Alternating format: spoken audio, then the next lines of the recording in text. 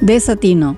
Artículo publicado el 24 de septiembre del 2023 por Estela Ruiz Díaz, Diario Última Hora, Asunción, Paraguay. A medida que suceden las elecciones, la calidad democrática se deprecia, así como la representación política, no solamente en el Congreso, sino en los otros poderes del Estado. Con nostalgia se recuerda la formación, la racionalidad y la honorabilidad de varios miembros de aquella clase política que tomó el mando tras la caída de la dictadura. De hecho, la arquitectura constitucional y algunas leyes de convivencia democrática surgieron como fruto de grandes consensos políticos, pero especialmente porque había un acuerdo sobre la hoja de ruta a seguir más allá de las diferencias partidarias. Había consensos básicos sobre un destino común. Luego fue aumentando la brecha entre la democracia ideal y la democracia real, con crisis de representatividad, clase dirigente cada vez más alejada de la gente, concentración de poder y beneficios para los mismos privilegiados de siempre. En este contexto, la oposición, entendida como la suma de fuerzas políticas, incluido el sector disidente colorado, que coyunturalmente no está en el poder, se congregan bloques de facto en el Parlamento para controlar, negociar o frenar al Poder Ejecutivo. Tras las elecciones presidenciales pasadas, el escenario es otro, a raíz de los resultados electorales que dieron una victoria contundente a la ANR, que incluso logró la mayoría propia en ambas cámaras. Con la experiencia de haber ejercido el poder de la República en el 2013, 2018 y mantener una bancada sólida en la llanura durante la era Abdo Benítez, también de la ANR, Horacio Cartes comprendió cómo funciona la política y especialmente las debilidades de los políticos, tanto que mantuvo a su lado a un bloque liberal funcional a su agenda, el llanismo.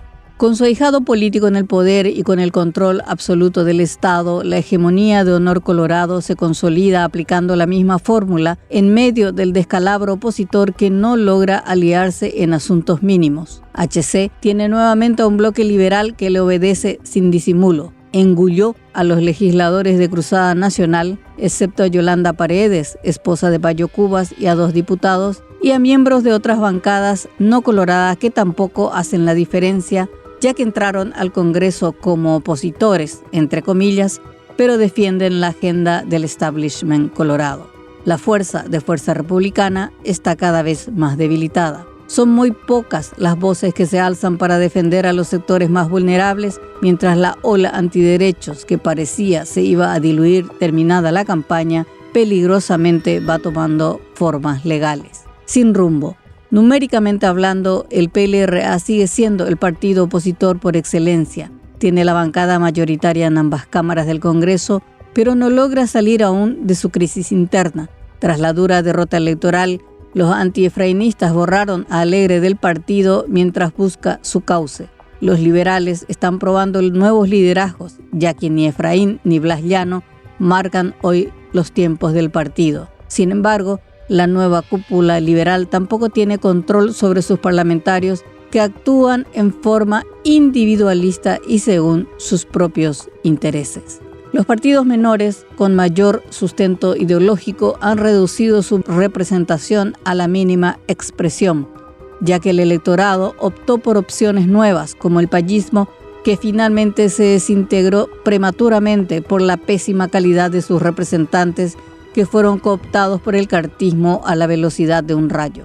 La semana deja espectáculos lamentables. Un diputado opositor, entre comillas, que empuña la hipótesis del conflicto con Argentina para alimentar la necesidad del armamentismo por encima de los derechos sociales en el país más desigual del mundo. Tan desatinada fue su opinión que los propios cartistas, a quienes apoya habitualmente, criticaron su belicismo.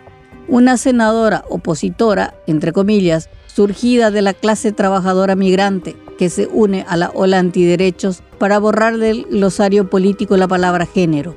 Es quizás la peor traición de una mujer política que se suma, por convicción o ignorancia, a la línea del oficialismo que apunta a eliminar las políticas públicas con perspectiva de género que ayudan a miles de mujeres a salir de la discriminación social, económica y política. Como si fuera poco, se dio una disputa tardía entre dos senadores opositores por fondos de campaña, el fracaso de la alianza y la supremacía electoral de unos sobre otros en un espectáculo que alegró a los colorados.